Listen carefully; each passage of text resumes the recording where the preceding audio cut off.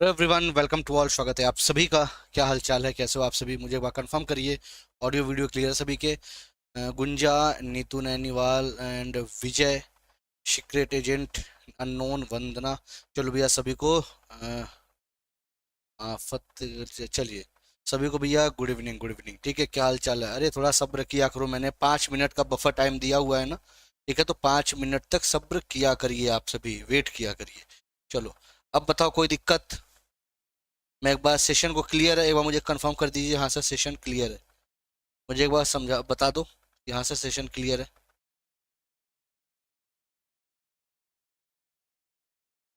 ये वो मुझे बता दीजिएगा, ठीक है। क्लियर है? आइए चलिए। बिल्कुल, राधे राधे सभी को। मस्त रहो, मजे में रहो, खूब खुश रहिए। आइए फटाफट अपने लेक्चर पे चलते हैं। लेक्चर पे स्टार्ट करने से पहले सेशन को एक बार शेयर कर दीजिए और लाइक कर दीजिए सभी लोग। आ जाइए, चलिए। हाँ बिल्कुल, आओ पहले क्वेश्चन पे आते हैं। पहला क्वेश्चन क्या कहता है, इसको समझते हैं। पहला क्वेश्चन क्या कहता है? कहता है एक गोलीय दर्पण है, परावर्ती पृष्ठ के मध्य एक बिंदु होता है, जिसे क्या कहते हैं? आपसे बोला गया है, अगर एक कोई आपके क्या है, स्फेरिकल मिरर है, ठीक है। मान लीजिए ये आपका स्फेरिकल मिरर है। मैंने स्फेरिकल मिरर में यही वाला स्फेरिकल मिरर ले लिया। मैं चलो कॉनकेव ले लेता हूँ, ठीक है। सर थोड़ा थोड़ा आरआरबी ग्रुप डी के बारे में बताइए बेटा। अब आरआरबी ग्रुप डी के बारे में पहले तो फॉर्म भर दीजिए आप। बाकी उसमें रीजनिंग, मैथ, आपके जीके जीएस और साइंस, ये 4 पोर्शन आएंगे, ठीक है। जिसमें से मैं साइंस वाला पोर्शन आपको पढ़ा रहा हूँ रात 10 बजे, ठीक है। जिसमें से आपके 25 क्वेश्चन आपको देखने को मिलेंगे वहां से, ठीक है।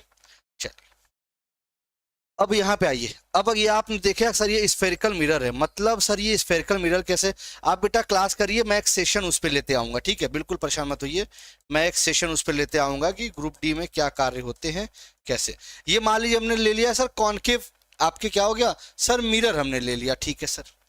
There is a point at the centre of the reflecting surface. देखो मेरी बात को समझना, ये आपके मिरर का ये क्या है, रिफ्लेक्टिंग सरफेस का सेंटर हो गया ये क्लियर है?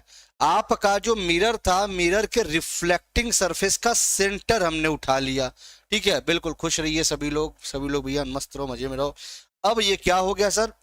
इसे ही हम बोलते हैं सर पोल बोलते हैं। मान लो अगर और कुछ आपसे कभी पेपर पूछ दे, उसके लिए भी आप प्रिपेयर रहिए, तैयार रहिए। आपसे ये जो पॉइंट होता है, मतलब आप अगर मिरर को पूरा अगर आप बड़ा बनाएंगे, मिरर को अगर आप पूरा बड़ा बनाएंगे, तो ये कहीं ना कहीं आपका सेंटर होगा। इसे कहते हैं सेंटर ऑफ कर्वेचर, सी के नाम से जानते हैं। ये आपका रेडियस बन जाएगा, तो इसे कहते हैं रेडियस ऑफ कर्वेचर। एकदम बीच में होता है फोकस, और फोकस और पोल के बीच को कहते हैं सर फोकल लेंथ। तो हम कभी कभी ये भी नोटिस करते हैं कि सर ये जो एफ होता है, ये आपके आर और ये जब जोड़ते हैं, ये भी सर एफ के बराबर आ रहा है। मतलब सर एफ और प्लस एफ मतलब 2F बराबर आर हो जाता है। कभी कभी यहां से भी क्वेश्चन आपसे पूछ दिया जाता है कि फोकल लेंथ का अगर दुगना कर देते हैं तो हमारा रेडियस ऑफ कर्वेचर निकल के आ जाता है, ठीक है। चलिए, बिल्कुल कोई दिक्कत? आइए, नमस्ते नमस्ते, राधे राधे सभी को, ठीक है। चलो आगे बढ़े। तो याद रख लीजिएगा सर, ये पोल होता है आपका। क्लियर? आगे आइए। एक तत्व ए फॉर्मूला, मतलब एक तत्व है जिसका फॉर्मूला है A3O4। पूछा गया है इसमें कि तत्व ए की संयोजकता क्या है, बताइए। An element A forms an oxide with formula A3O4। What is the valency of A की वैलेंसी क्या है, आपसे ये पूछा गया है। सेशन को शेयर करो भाई फटाफट। चलिए, इतना मतलब एक तो मैं क्लास 5 मिनट खुद ही लेट स्टार्ट किया हूँ, ऊपर से आप लोग तो एक अलग लेट रहते हो भाई, ठीक है।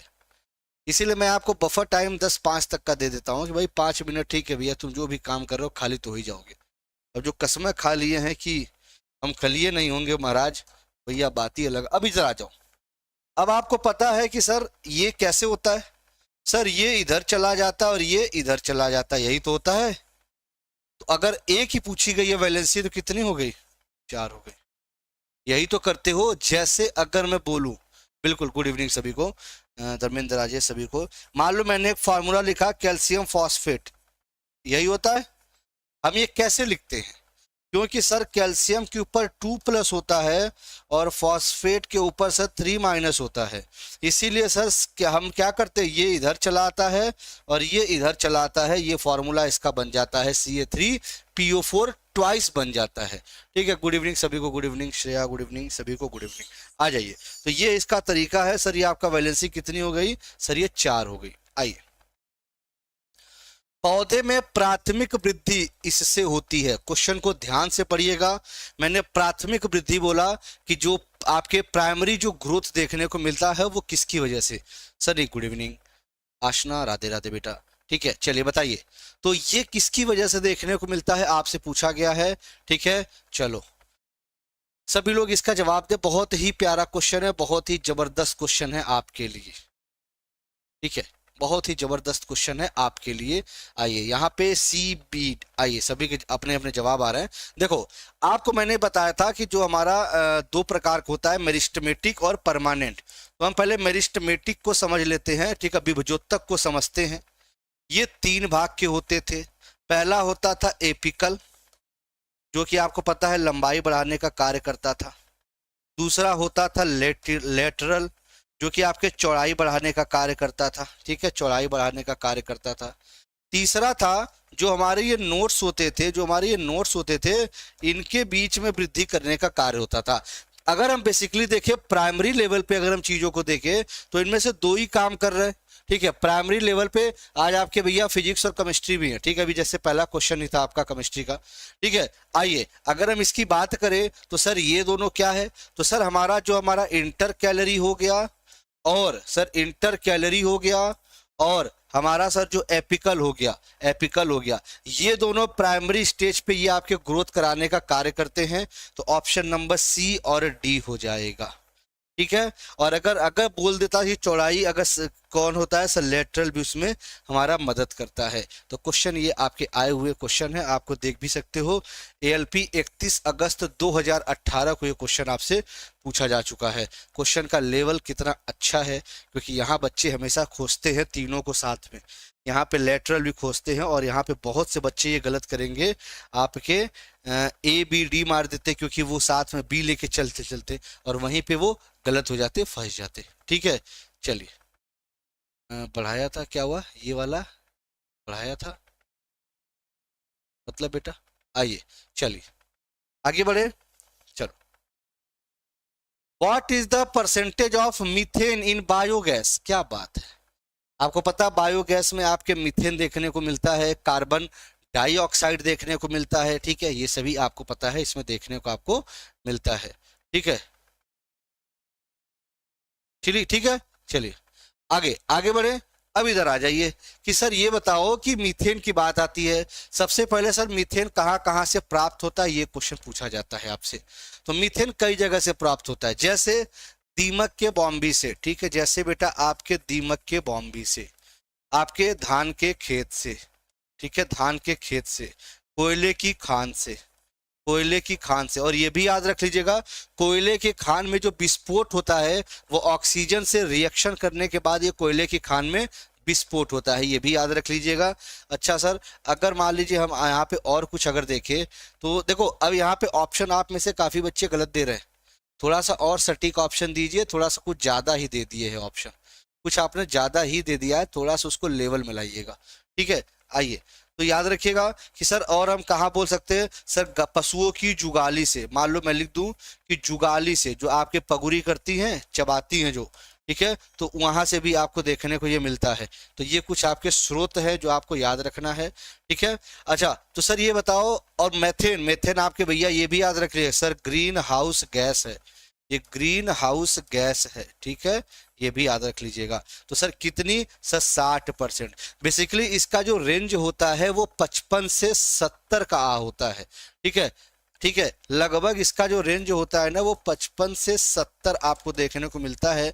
एनसीईआरटी भी यही कहती है कि सर 55 से 70 के आसपास इसका रेंज है, इसलिए आपको 60% लगाना चाहिए। ठीक है, आइए बहुत अच्छे। ठीक है, तो ये याद रख लीजिएगा, इंपॉर्टेंट है। आगे बढ़े, इसको सॉल्व करिएगा, आराम से इसको सॉल्व करिएगा, जल्दीबाजी नहीं, प्यार से इसको सॉल्व करिए। देखिए 1 वाट में 1000 वाट होते हैं, एक वाट में, ओहो ये क्या दिया है भैया, ठीक है चलिए इधर आओ। 1 किलोवाट में 1000 वाट होते हैं, चलो पहले इसको नोट करो तब आप खुद ही आपको समझ में आ जाएगा कहाँ पे गलती है। दूसरे का सी, 1 हॉर्स पावर में सर 746 वाट, चौथे का सर डी, ठीक है। अब आते हैं कि सर 1 किलोवाट आवर में क्या होता है सर, सर 1 किलोवाट आवर यहाँ दिया हुआ है और ये सर जूल का चला जाता है, तो बिल्कुल अगर हम बात करें कि सर 1 किलोवाट आवर में, तो हमें पता है, आप निकाल भी देते हैं, ये कैसे आया ये भी निकाल देते हैं, तो यहाँ लिख लो आप सर 3 का बी।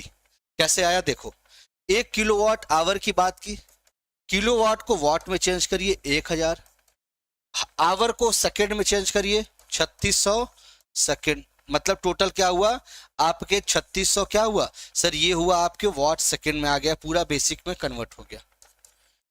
3, ये 3600 गुणे 1000, तो ये कितना बन जाता है सर 36 गुणे 10⁵5, लेकिन यहाँ दशमलव लाना है तो सीधे सीधे सर हम क्या करेंगे, 3.6 × 10⁶ हम क्या बना देंगे सर, जूल बना देंगे। ये आपका प्रूफ हो गया, ठीक है सर। अब ये हमको सर क्या करना, 2 का CBD, CBD, तो सर हमारा पहले का ए हो गया। वाट क्या होता है, अच्छा वाट की यूनिट दे दी थी, तो मैंने आपको कल बताया था कि अगर वाट की यूनिट आपसे कभी दे दे तो हमें पता है sir power is equal to W/T होता है, इसका होता है हमारा F × D/T, मतलब न्यूटन मीटर पर सेकेंड इसका होता है, तो क्या हो गया न्यूटन मीटर पर सेकेंड इसका सही जवाब हो गया। तो आंसर क्या देखने को मिला, ACBD। किसी को कोई भी डाउट हो पूछ लीजिए, ठीक है, ठीक है भैया, ऐसे नहीं, ठीक है, मेरा काम है आपको समझाना, ठीक है। आप अगर, ये आपके हुनर के ऊपर डिपेंड करता है कि आप पेपर में कैसे निकालोगे, कोई भी एक ऑप्शन अगर सेट होता है तो तुरंत लगा दो आंख बंद करके, ठीक है। तो ये कैसे निकला ये मैंने आपको एक्सप्लेन भी कर दिया, ठीक है। आगे बढ़ते हैं, कोई अगर डाउट होगा तो पूछ लीजिएगा। आइए, पृथ्वी की सतह पर गुरुत्वाकर्षण के कारण त्वरण का मान क्या होता है, ठीक है, ये बताइए। वहीं अगर हम बात करें कि अगर हम मान लीजिए मून पे चले जाते हैं तो त्वरण का मान कितना होगा, पृथ्वी के मान का बटा 6 होगा, ये याद रख लीजिएगा। अगर हम मून पे जाएं तो ग्रेविटेशनल कांस्टेंट जो acceleration due to gravity on moon होगा वो पृथ्वी का 6ठा भाग होगा, ठीक है, पृथ्वी का 6ठा भाग देखने को मिलेगा। और यहीं से क्वेश्चन एक और आता है कि अगर पृथ्वी पे वजन आपका मान लीजिए कि मान लीजिए 60 किलो है, ठीक है, 60 किलो आपका मान लीजिए वजन है, तो चंद्रमा पे कितना हो जाएगा। वजन अगर पूछे तब, अगर आपसे भार पूछे तब, अगर आपसे कहीं द्रव्यमान पूछ दे, देखो अगर मान लो आपसे क्वेश्चन द्रव्यमान पूछ दिया, मास पूछ दिया, तब तो 60 किलो ही होगा। लेकिन अगर आपसे वेट पूछ दिया, अगर आपसे कहीं वेट पूछ दिया तो तुरंत इसका 6ठा भाग लगा देना, कितना हो जाएगा सर, 10 हो जाएगा। ये आपको दिमाग रखना पड़ेगा, ठीक है बेटा। हूर जो भी आप हो बेटा, कम से कम एक बार जवाब दीजिए, लगातार आप कमेंट्स दे रहे हो, ठीक है, एक बार दोगे ना तो थोड़ा थोड़ा सा मुझे भी पढ़ने में आसानी रहती है, ठीक है। हाँ देखो जैसे अभी इस बार डी दे दिया, ठीक है, चलो गुंजा। और बाकी लोग भैया क्या जिंदा उंदा हो कि नहीं, बाकी लोग कमेंट क्यों नहीं कर रहे हो भाई,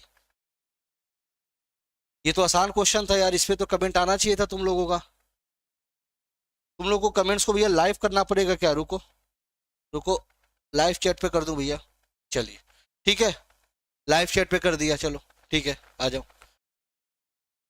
तो 9.8 मीटर पर सेकेंड स्क्वायर। आइए, नीचे दिए गए विकल्पों में गलत आणविक सूत्र IUPAC नेम का विकल्प आपकी पहचान करें। जो इसमें से गलत है, जो इसमें से गलत है पहचान सकते हो, आसान है, ठीक है। नमस्ते भैया, नमस्ते, बताइए। गलत आणविक सूत्र की यहाँ पहचान करनी है, आसान क्वेश्चन है, बढ़िया क्वेश्चन है, तो इसका कृपया जवाब सही दें आप। देखते हैं इस बार किसका किसका जवाब आता है। सिर्फ अभी वंदना का आया है, और देख लेते हैं कि कौन कौन जिंदा है अभी क्लास में, ये पहचानना बहुत बड़ी बात है। चलो, पूर, गुंजा, धर्मेंद्र तो सी दे रहे हैं, आसना सी दे रही है, ओके ठीक है, राजेश डी दे रहे हैं। देखो मैथ्स पागल हेलो भैया, ठीक है, अनुपम डी दे रहे हैं। आओ देखो भैया, तुम्हें कुछ नहीं दिमाग लगाना था, तुम्हें देखो प्रूफ 3 कार्बन, ठीक है सर, एथ 2 कार्बन, ब्यूट, सर यहाँ देखो C2H2 आ गया, सर ब्यूटेनॉल लिख दिया है, तो सर क्या ये भी सही है क्या? थोड़ा सा ध्यान दीजिएगा सर, IUPAC ने कौन सा आपका विकल्प का पता करना है, कौन सा गलत है।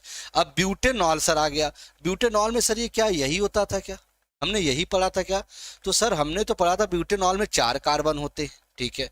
आप पहले इधर भी देख ले सर, यहाँ थोड़ा सा देखिए क्या है सर, यहाँ तो देखो सीधे सीधे सर C2H2 आ रहा है, तो सर ये भी गलत है। इसका मतलब सर हमारे पेपर वाले गलत किए हैं। आओ तुम्हें बता दे क्या इसका कहानी है, कैसे निकालोगे ये समझो। मान लो अगर तुम्हें हम दिए एक कार्बन का, मान लो हमने मीथेन दिया, तो ये तो मान लो गलत है और ये भी हमको गलत लग रहा है। अभी इसको चेक कर लेते हैं, कैसे पता लगाओगे पेपर में। मान लो ये मिथेनॉल है और मीथेन का फॉर्मूला पता है, सीधे सीधे क्या करो, एक H हटाओ और OH जोड़ दो, एक H माइनस करो OH जोड़ दो, कितना हो गया CH3OH। सर ये मिथेनॉल, ये गलत है सर, चलो ठीक है। आओ प्रोपेनॉल को चेक कर लेते हैं। सर प्रोपेनॉल हमारा 3 कार्बन का है, तो हमें पता है CnH2n+2 होता है सर। इसमें से सर एक H निकाल के और एक प्लस OH जोड़ेंगे, तो सर C3H6 और 8 मतलब सर H7OH हो गया। सर ये भी सही है हमारा, ठीक है। इथेनॉल की बात करते हैं, तो सर C2H यहाँ पे 6 मतलब एक H निकल गया, मतलब H5OH हो गया, ये भी सही है। अब ब्यूटेनॉल पे कैसे निकालोगे, क्योंकि फॉर्मूला तो हमें यही पता है ना। अब देखिए C4H कितना हो गया 10 मतलब H9OH। अब इसका मतलब सर यहां पे होना चाहिए था C4H9OH। ये सर अब जाके ये सही होता, जब अब जाके ये सही होता तो हमारा आंसर क्या बन जाता, हमारा आंसर बन जाता सर ये। क्लियर है, कोई दिक्कत? अच्छा जिंदा हो, ठीक है। अच्छा जिंदा हो तो अच्छी बात है बेटा, ठीक है, कोई दिक्कत। ये थोड़ा ध्यान दीजिएगा, यहाँ पे ऑप्शन ये थोड़ा सा गड़बड़ था, ठीक है। तो यहाँ पे अगर दे दे तो आप कहोगे सर ये दोनों आंसर गलत हैं। सिर्फ अगर अब मैंने जैसे सही करने के बाद बताया तो सर ये आपका गलत है, तो आंसर आप ऐसे भी निकाल सकते हैं। ये तरीका है, ये फॉर्मूला आप याद रखिए, इसमें -H+OH आप करेंगे तो आंसर आपका सटीक निकल के आ जाएगा, ठीक है। गलत पूछा गया है आपसे, आइए ठीक है, यहाँ कर लो, यहाँ पे 4 और 9 आ जाइए। ओके बताइए, acids which contain non metallic element other than oxygen, मतलब ऐसा एसिड जिसमें ऑक्सीजन नहीं पाया जाए, ऑक्सीजन के अलावा बाकी आपके नॉन मेटेलिक एजेंट्स पाए जाए, एलिमेंट्स पाए जाए। बताइए तो क्या हो सकता है वो, बताइए। मतलब ऑक्सीजन हो ही ना उसमें, तो उसे क्या कहा जा सकता है, ठीक है बताइए। गुड इवनिंग बेटा, बताइए। सेशन को लाइक कर दो अगर भैया ठीक लग रहा हो, अगर जिंदा हो तो लाइक कर देना, जिंदा अगर हो, तुम्हारे शरीर में जान हो, ठीक है। ऐसा तो नहीं संलेखना विधि लेके जो है किनारे पड़े हो, ठीक है भैया। ऐसे क्वेश्चंस को स्किप नहीं किया जाता, बड़ा आसान क्वेश्चन होता है। पूछा गया है अदर देन ऑक्सीजन, इसमें होगा, इसमें होगा, इसमें होगा। सर हाइड्रा एसिड सर नाम ही में जब लग गया है, ठीक है, अनऑक्सी जब नाम ही लग गया है, हाइड्रा एसिड्स है, मतलब हाइड्रोजन की मात्रा से इसमें देखने को मिलेगी। इसमें सीधे सीधे आपको क्या होगा, हाइड्रोजन सीधे सीधे भैया ऑक्सीजन के साथ जुड़ा ही नहीं रहेगा, किसी मेटल के साथ जुड़ जाएगा। तो भैया ऐसे एसिड क्या कहते हैं सर, हाइड्रा एसिड्स के नाम से जानते हैं, ऐसे एसिड्स को हाइड्रा एसिड्स के नाम से जानते हैं। अच्छा एक बात बताना, क्या ये HCl क्या है? अब बताओ HCl क्या, आप एक बात बताओ HCl क्या है? HCl आपका एसिड है कि नहीं है ना? ऑक्सीजन जुड़ा है क्या? सर ऑक्सीजन नहीं जुड़ा है। तो ऐसे ही क्वेश्चंस आपसे पेपर में भी जब पूछता है ना तो गलत कराते हो, ठीक है। आइए चलिए, हाइड्रा एसिड्स, ठीक है। ये न्यूमेरिकल है, तो न्यूमेरिकल आपके तो भैया डी वाले एग्जाम में तो आएगा ही नहीं, तो इसको हम करने का कोई मतलब ही नहीं है। आइए, किसी परमाणु के कक्षा में, क्योंकि ये बेसिकली ALP में पूछा गया था ना, तो अब तो ग्रुप डी में आपके न्यूमेरिकल का कोई सवाल नहीं है, NTPC में आ सकता है, ठीक है। वो भी एक क्वेश्चन आता है नॉर्मल सा, किसी परमाणु के कक्षा में समायोजित किए जा सकने वाले इलेक्ट्रॉनों की अधिकतम संख्या, ये किसने बताया था? सर इसने आपके किसने बताया? सर बर्बरी ने बताया था। ऐसे ऐसे कर लो, बोरबरी ने बताया था, ठीक है। बोरबरी सिद्धांत कहते हैं, या कहीं के इसको बर्बरी सिद्धांत भी कहते हैं, बर्बरी सिद्धांत के नाम से भी इसे जानते हैं। इसमें इन्होंने बताया था 2n², मतलब जैसे मान लो ये आपका सेल है, ठीक है, ये आपका सेल है, इसको के बोला गया, इसको एल बोला गया, इसको एम बोला गया। तो इन्होंने बेसिकली ये बोला कि जो पहला सेल है या दूसरा सेल है या तीसरा सेल है, ठीक है, जैसे मान लो 2 into पहला सेल की बात करें तो 1 स्क्वायर कितना आ गया आंसर 2, मतलब पहले सेल में नंबर ऑफ इलेक्ट्रॉन 2 होंगे। इन्होंने फिर बताया दूसरे सेल की बात, 4 दूनी 8, दूसरे में मतलब एल में ये भी पूछ दिया जाता है कि एल ऑर्बिटल में कितने इलेक्ट्रॉन्स होते हैं, तो सर ये के हो गया, ये एल हो गया। अब मान लो 3 3 तरीके 9, 9 दूनी 18, ये कितना हो गया सर के एल एम। और ऐसे भी क्वेश्चंस पूछे जाते हैं। तो ये किसने बताया था सर, ये काट दो, ये काट दो, ये काट दो, ये बेसिकली स्क्वायर में इसको लेके जाना, ठीक है, 2n², ठीक है, थोड़ा सा टाइपिंग मिस्टेक है बट चल जाएगा। क्लियर है? भूपेंद्र सर का अब क्लास नहीं होता क्या? सुनील बेटा लग रहा है तुम जिंदा हो, सच बताना बेटा। भूपेंद्र सर की शाम को क्लास तो होती है 5 बजे। अब भैया लग रहा है कि तुम देखते नहीं हो क्लास, ठीक है। चलिए भैया तुम लग रहा है किसी दूसरे दुनिया में हो बेटा। अब तो बढ़िया क्लास भी चल रही भैया, एसएससी जीडी टारगेटेड पूरा क्लास है, ठीक है। तो भैया पहले अपने अपने अंदर आत्मा को प्रवेश कराओ। जब तक आत्मा नहीं होगी तुम्हारे शरीर में तब तक तुम्हारा शरीर एक जिंदा लाश जैसा रहेगा, ठीक है। आप सभी के लिए बोल रहे हैं, ठीक है, आप सभी के लिए बोल रहे हैं भैया, शरीर नहीं तो जिंदा लाश जैसा बना रहेगा। The female reproductive part is situated in the middle of the flower. क्या बात है, बताओ सर, बताइए sir. The female reproductive part is situated in the middle of the flower, flower के मिडिल में होता है, ठीक है। बताइए सर इसमें से क्या हो सकता है? सेपल, तो सर कोई सवाल ही नहीं है।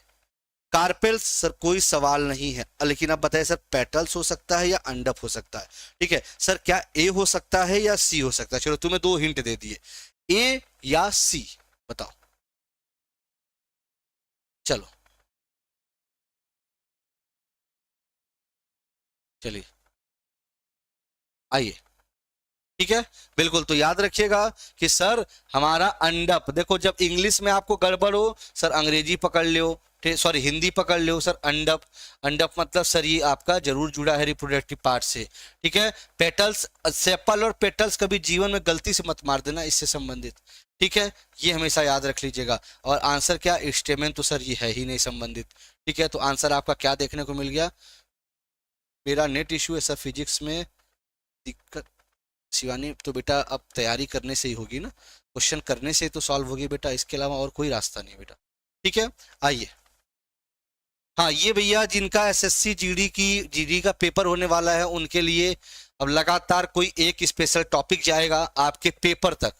तो भैया आर्ट एंड कल्चर आपका कल है, जिसमें फोक डांसेस होंगे, मंदिर होंगे, मतलब मंदिर से संबंधित फोक डांसेस, ये सारी चीजें कल आपको मिल जाएगा। तो याद रखिएगा सुबह 7 बजे मिलेंगे जरूर हम, ठीक है, आर्ट एंड कल्चर सीरीज के साथ। आ जाइए। निम्नलिखित में से कौन एक बायोगैस का घटक नहीं है? अभी थोड़ी देर पहले हमने आपको समझाया था, बायोगैस की जब बात आती है तो CH4 होता है, हाइड्रोजन सल्फाइड होता है, कार्बन डाइऑक्साइड भी होता है। तो सर कौन सा नहीं है इसमें? सर ये है, और हमारा डाइऑक्साइड होता है। सर मोनोऑक्साइड नहीं होता। ये कहाँ से निकलता है? सर ऑटोमोबाइल्स से निकलता है। ये ऑटोमोबाइल से भैया सबसे ज़्यादा निकलने को आपको दिखता है। आपने देखा होगा जो हमारे बाइक हैं, कार हैं, उनमें से सबसे ज़्यादा आपके कार्बन मोनोऑक्साइड निकलता है, ठीक है। और खासकर आप जब धुआं वुआं जलाते हो ना तो उसमें से भी कार्बन मोनोऑक्साइड ही निकलता है, ठीक है। ग्रुप डी का फॉर्म भर दूं? अब शिवानी बेटा आप भाई तो भर ही देना चाहिए, मतलब फॉर्म आया है तो भर दीजिए, ठीक है। चलिए, हाँ भैया सिगरेट से भी निकलता है, भैया सिगरेट से भी निकलता है, ठीक है। आइए, और सिगरेट पीने वाले से ज्यादा जो बगल में उसके खड़ा रहता है उसका दोस्त, उसको नुकसान पहुंचाता है, ये पता है कि नहीं? ठीक है, क्योंकि पार्टिकल्स 2.5 PM से छोटे होते हैं, पार्टिकुलेट मैटर 2.5, और सीधे आपके फेफड़े में जाके वो जमा होते चले जाते हैं, ठीक है। आइए चलो,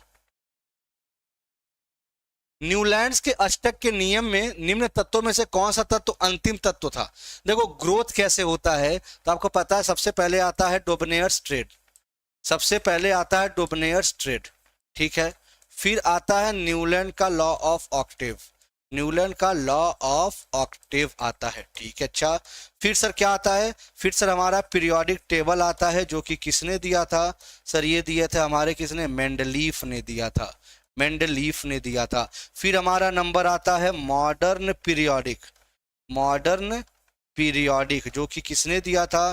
तो सर ये दिए थे आपके मोजले। तो ये पहले तो ये सारी चीजें याद रख लीजिएगा, सारी चीजें दिमाग में होनी चाहिए। अब न्यूलैंड्स लॉ ऑफ ऑक्टेव में पहला शुरुआती कौन था? सर शुरुआत का कौन था? तो सर ये हाइड्रोजन था। आखिरी कौन था? सर ये थोरियम था। थोरियम का और क्या होता है याद रखिएगा सर, थोरियम का और होता है मोनाजाइट सैंड।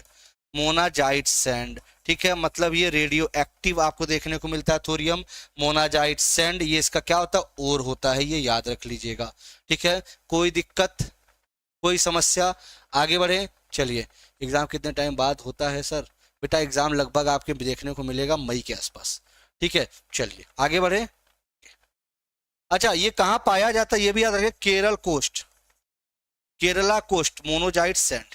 ठीक है, आइए। दोनों वस्तुओं के मध्य का जो बल होता है हमेशा बराबर और विपरीत होता है। यह विचार न्यूटन के किस नियम में बताया गया है? सबसे आसान क्वेश्चन आज का, F12 बराबर माइनस F21। ये भैया किनका विचार था ये पूछा गया है आपसे, ये किनका विचार था बताइए? न्यूटन के किस नियम का ये विचार था? आइए बताइए। चलो, श्रद्धा बड़ी जल्दी आ गई बेटा, अभी को कमेंट करना शुरू किया क्या? ठीक है, थोड़ा सा टाइम से, थोड़ा सा टाइम से। ठीक है, चलिए आधे घंटे लेट हो। चलो भैया फटाफट सेशन को लाइक और शेयर कर दो, दोस्तों को बुला लाओ कि भैया आओ फटाफट क्वेश्चन करो। चलो सर, गति का तीसरा नियम, ठीक है सर, ये होता है गति का तीसरा नियम। रॉकेट भी सर इसी सिद्धांत पर छोड़ा जाता है, ये याद रख लीजिएगा। ठीक है, अच्छा सर दूसरा नियम क्या है? Sir F is equal to M A वाला नियम भी आपके दूसरे में लग जाता है। तीसरा नियम सर, पहला जो नियम होता है ना, इसे कहते हैं लॉ ऑफ इनर्शिया। मतलब जब तक कोई वस्तु रेस्ट पे रहेगी और जब कोई वस्तु मूव करती रहेगी वो तब तक उसी अवस्था में रहेगी जब तक उस पर आप बाहरी बल न लगा दें। ठीक है, जब तक आप उस पर बाहरी बल न लगा दें। बेटा सॉरी, मतलब क्या मैं बोलूं? ठीक है सर, दिन में कितनी पैकेट सिगरेट पीनी चाहिए? जेवियर, वो बेटा जाना अपने पापा से पूछना, अपने पापा से पूछना, क्योंकि तुम्हारे पापा ये संस्कार दे रहे हैं तुम्हें तुम्हें यही। ठीक है, ऐसे ऐसे अब इनको मैं एक शब्द मेरे मुंह से निकलता है, लेकिन ये है कि जो टीचर की एक मर्यादा होती है मुझे उसको बचा के रखना पड़ता है। नहीं तो बेटा तुम्हारे जैसे बच्चों को तो मैं मतलब कुछ समझता ही नहीं। ठीक है, पापा से पूछना, पापा बताएंगे। एक्सीडेंट हो गया कहाँ पे? जयपुर चोमू में, कैसे? चलिए आगे बढ़े।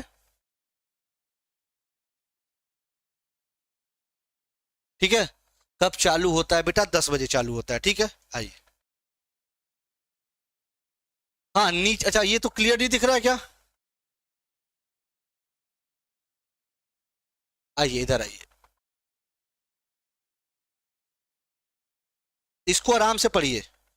दिख रहा है क्या? अरे यार क्लियर नहीं दिख रहा है ना। ठीक है, चलो, ये तो क्लियर नहीं दिख रहा है यार। चलो कोई नहीं, ठीक है, चलो दिख नहीं रहा है कोई बात नहीं। इसको अगले क्वेश्चन को कर लेते हैं, ये मुझे भी बहुत थोड़ा सा बहुत छोटा दिख रहा है। आ जाओ इधर, आओ इसको चेक कर लो।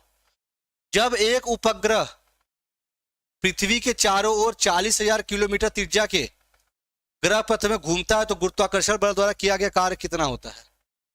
बताइए। क्वेश्चन बहुत आसान है, अगर आप थोड़ा सा कॉन्सेप्ट लगाओगे तो समझ में आ जाएगा।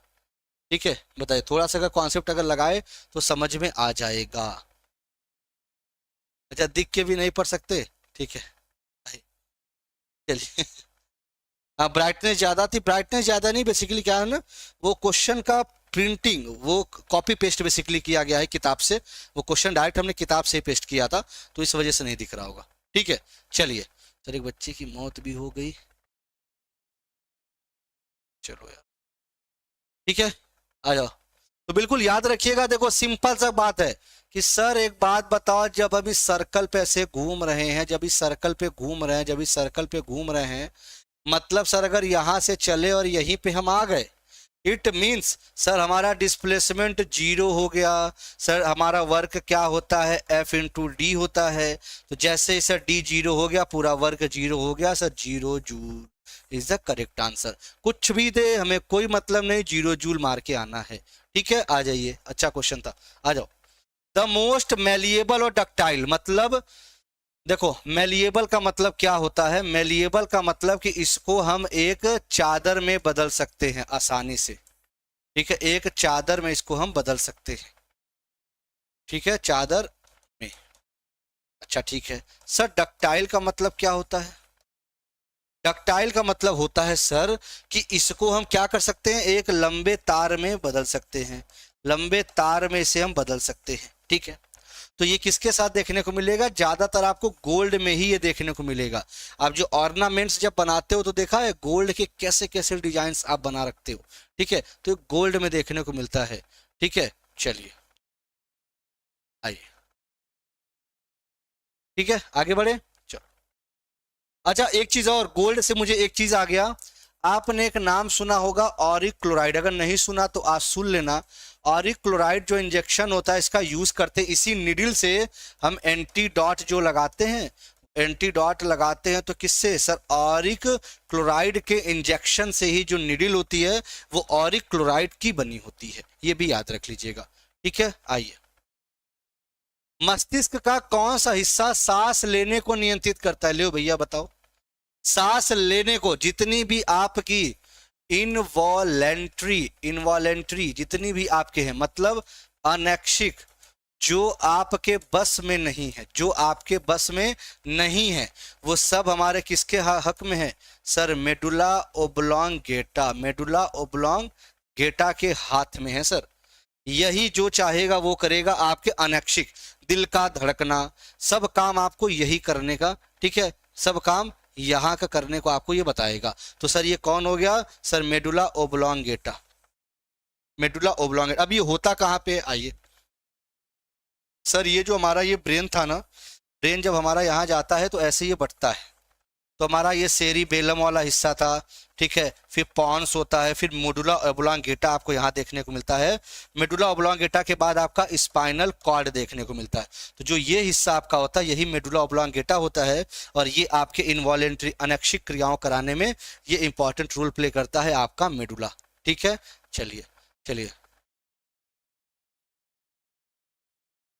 आगे बढ़े। चलो, प्रबल अम्ल के संबंध में निम्नलिखित में से कौन सा कथन गलत है? ओके बताओ भाई। प्रबल अम्ल की बात हो रही है, मतलब सर हमारा स्ट्रॉन्ग एसिड्स की बात हो रही है, कौन सा कथन गलत है? इसको आराम से पढ़िए, जल्दीबाजी नहीं करना है। सर प्रबल अम्ल अन्य पदार्थों जैसे धातु कार्बोनेट और हाइड्रोजन कार्बोनेट या के साथ बहुत तेजी से अभिक्रिया करता है। हाइड्रोक्लोरिक अम्ल, सल्फ्यूरिक अम्ल और नाइट्रिक अम्ल प्रबल एसिड होते हैं। अम्ल वह रासायनिक पदार्थ है जिनमें स्वाद नमकीन होता है। सर हमें कुछ नहीं सोचना, हमें सीधे सीधे यही पकड़ लेना था, यही पकड़ लेना था। क्वेश्चन ऐसे ही आपको फंसाता है, पूरे कॉन्सेप्ट दे देगा। ठीक है, पूरे कॉन्सेप्ट दे देगा और पूरे कॉन्सेप्ट आपके नहीं देगा तो भैया आप उसी में फंसे रहते। आपको एक कॉन्सेप्ट बस पकड़ लेना है। आपको पता है सर अम्ल कैसा होता है? सर अम्ल आपका खट्टा होता है। सर कैसे पता? भैया जब तुम सिरका खाते हो, सिरका, सिरका कैसा होता है सर? खट्टा होता है। जब सिरका खट्टा होता है तो सर हमें पकड़ लेना था कि अम्ल क्या होता है सर, खट्टा होता है, न कि नमकीन होता है। बिटर में क्या होते हैं, बेस आपके बिटर होते हैं। ठीक है, बेस आपके क्या होते हैं सर, बिटर होते हैं। ये मुझे थोड़ा सा एक बार बताइएगा सभी के सभी। ठीक है, चलिए आगे बढ़े, आ जाओ। डीएनए का एक खंड जो एक प्रोटीन की जानकारी प्रदान करता है उसे क्या कहते हैं? बताइए। A segment of DNA that provides information for a protein is called. बताइए। A segment of DNA that provides information for a protein is called. Nucleus, lysosome, gene या क्रोमोसोम? बताइए क्या होता है ये, बताओ। क्वेश्चन बहुत अच्छा है।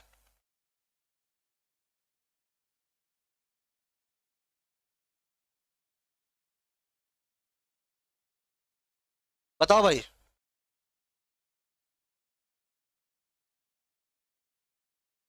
बताओ भैया क्या होगा इसका जवाब?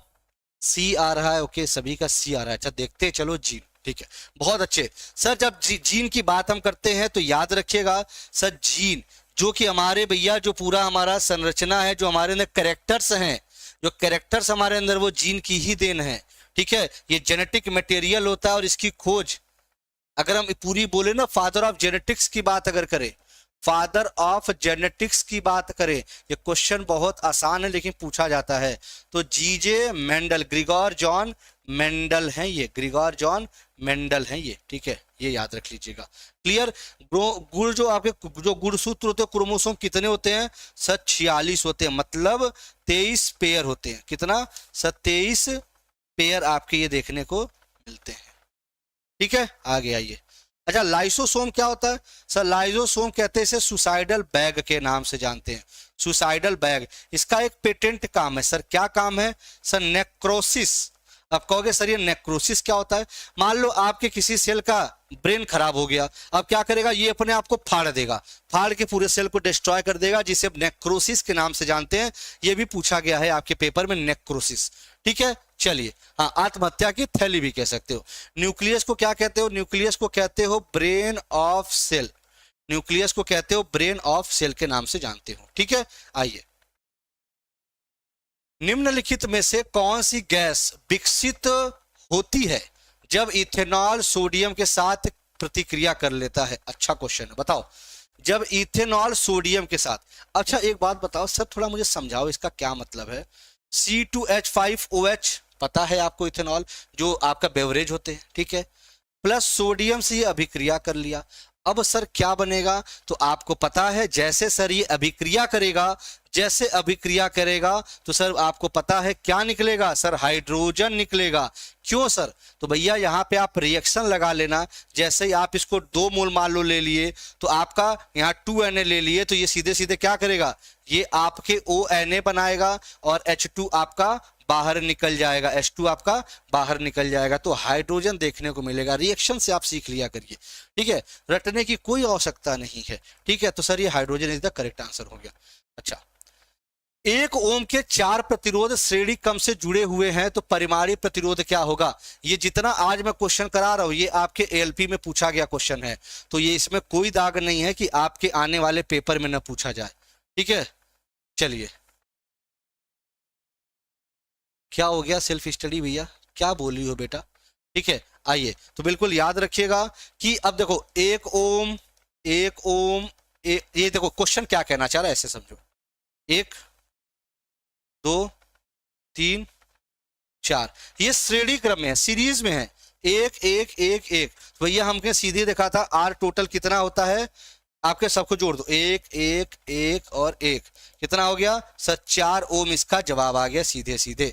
अगर यही आपसे पैरेलल बोलता तब आप क्या करते सर? 1 प्लस ऐसे करते ना, ऐसे आप ऐसे लिखते, इसको ऐसे लिखते, ऐसे लिखते, फिर क्या हो जाता? तो ये आपका 1/R टोटल आता। सर ये क्या होता? फिर 1 आ जाता, अब ऊपर कितने आते? 4 आ जाते, होते 4 आता, तो सीधे सीधे क्या होता सर? आपका R जो हमारा टोटल होता है या R पैरेलल होता, 1/4 आ जाता, 0.25 ओम आ जाता। तो दोनों में कितना फर्क है? R पैरेलल में सीधे सीधे हम कैसे निकालेंगे? सीधे सीधे सर उसको हम उल्टा करके जोड़ देंगे, ठीक है। आइए, चलिए, आइए, चलो, ओके, बाय बेटा, बाय। जिनको जाना है चले जाओ भैया, आराम कर लो, ठीक है, थक गए होगे पढ़ते पढ़ते भी, जानते हो दिमाग पे जो है जोर आता है ना बेटा। आइए आगे बढ़े, चलिए। ऑक्सीजन के एक अणु में ऑक्सीजन के कितने परमाणु होते हैं? क्या बात है। How many atoms of oxygen are there in 1 molecule of oxygen? क्या बात है। देखो सर, ऑक्सीजन का ये हो गया मॉलिक्यूल, तो इसमें सर ये हो गया आपका सर ऑक्सीजन का मॉलिक्यूल, तो ये क्या है सर? इसमें कितने हो गए सर? 2 हो गए ऑक्सीजन के एटम। ये ठीक उसी प्रकार है जब मैंने आपसे बोला था कि एक क्वेश्चन पूछा गया था आपके पेपर में कि जो हमारा हीमोग्लोबिन होता है वो कितने ऑक्सीजन से बाइंड करता है। देखो 2 तरह से क्वेश्चन आता है, जब बोलता है कितने ऑक्सीजन मॉलिक्यूल्स से बाइंड करता है, तब आपको मैंने बताया था जब मॉलिक्यूल की बात कर दे तब आप कहोगे सर 4 ऑक्सीजन मॉलिक्यूल। जैसे ही एटम के बारे में पूछ देगा तो आप क्या करोगे? 2 2 4 2 6 2 8, 8 ऑक्सीजन एटम हो जाएंगे। ऐसे क्वेश्चन और सेम उसी प्रकार से ये क्वेश्चन पूछा गया है ALP में आपके, ठीक है। आइए, क्लियर, चलो आगे बढ़े। आइए, पौधे के किस भाग से हमें कॉफी मिलती है? क्या बात है, बताओ भैया। तो आपको पता है किस भाग से कॉफी मिलती है, इसके जवाब मैं आपके सभी के देख रहा हूँ, ठीक है, क्योंकि मुझे उम्मीद है कि इसका जवाब तुम सही दे पाओगे। ठीक है, चलिए अब इसकी शुरुआत हो गई है।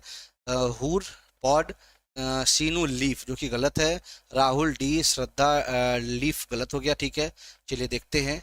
और नीतू राठौर फली और ठीक है, ठीक है, काजल डी, राजेश गलत कर दिया, निशा सही, धर्मेंद्र सही, सीक्रेट गलत, आशुतोष डी। और भैया ये तुम्हें क्वेश्चन पता है, दोबारा करा रहा हूँ। अरे मूर्खों, थोड़ा सा दिमाग लगाना। जब तुम देखते हो कॉफी, कॉफी कैसे कैसे दिखती है तुम्हें? अरे ऐसी तो दिखती है, फली, ठीक है। चलो, और कॉफी की बात करें तो कॉफी पूरे विश्व में किस नंबर पे आ गया? भारत 7वें नंबर पे आ चुका है, ये भी याद रख लेना। साथ ही साथ अगर हम बात करें कॉफी बोर्ड, ठीक है, कॉफी के लिए सबसे ज्यादा राज्य कौन सा है? सर कर्नाटक है। लेकिन अगर हम आपसे ये बोले कि कॉफी बोर्ड कहाँ बना हुआ है, तो ये याद रख लीजिएगा, खासकर एसएससी जीडी वाले, ठीक है, कहाँ पे? सर बेंगलोर में बना हुआ है, बेंगलोर में बना हुआ है। कॉफी बोर्ड की स्थापना आपके बेंगलोर में की गई है, ये भी पॉइंट याद है। अगर टी बोर्ड की बात आपसे पूछ दे तो आप कोलकाता लगाएंगे, असम मत लगा दीजिएगा, ठीक है। चलिए, निम्नलिखित में से किस तत्व की विद्युत ऋणात्मकता सर्वाधिक है? ओके, इलेक्ट्रॉन जो हमारी लेने की टेंडेंसी है वो किसकी सबसे ज्यादा है, बताइए? हाईएस्ट इलेक्ट्रोनिगेटिविटी, बताइए। सभी इसका जवाब दीजिएगा, आशा करता हूं सही जवाब दोगे, बताइए।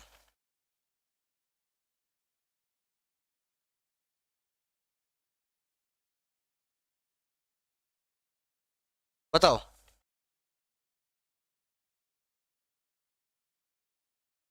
बताओ, बहुत ही आसान क्वेश्चन है, ठीक है।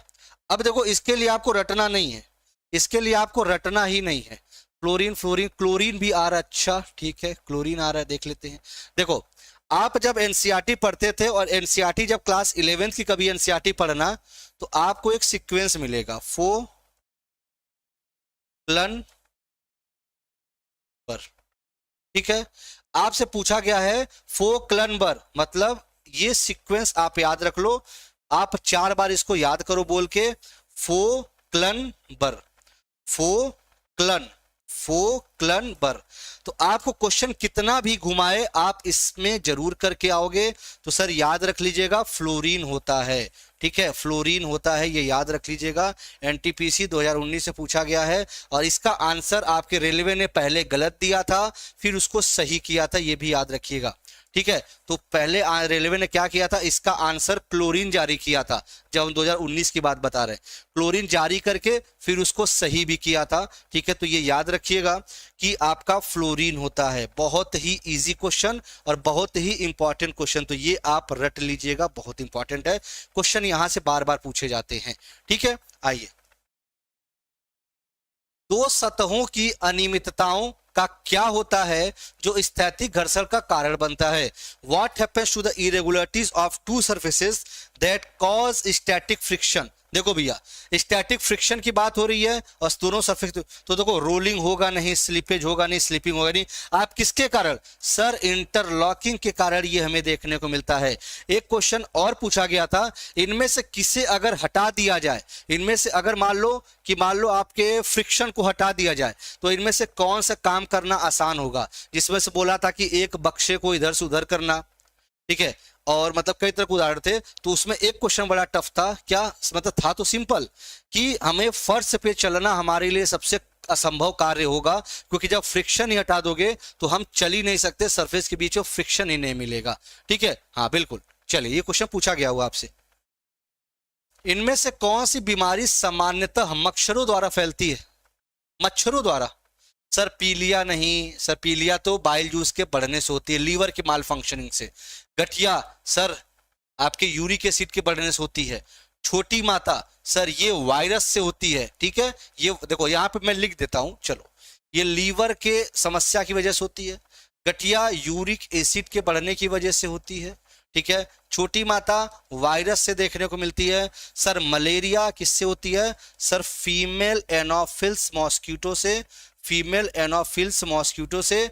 और साथ ही साथ सर ये याद रख लीजिएगा, प्रोटोजोवन डिजीज है, ये कैसा है सर? प्रोटोजोवन डिजीज इसे कहते हैं। ठीक है, प्रोटोजोआ से संबंधित है बीमारी आपको मानी जाती है। ठीक है, सेशन को एक बार सभी लाइक कर दीजिएगा और शेयर कर दीजिएगा। लेकिन अब तो क्लास कंप्लीट ही होने वाली है, अपने दोस्तों के साथ शेयर जरूर किया करिए क्लास।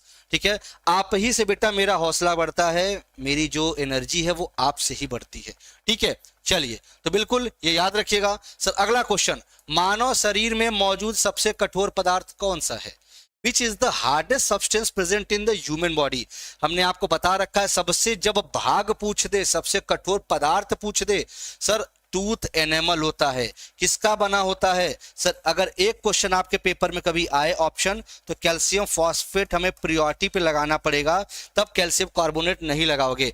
बना ये दोनों से होता है, calcium carbonate plus calcium phosphate. हमें फोकस किस पे करना है सर? कैल्शियम फॉस्फेट से।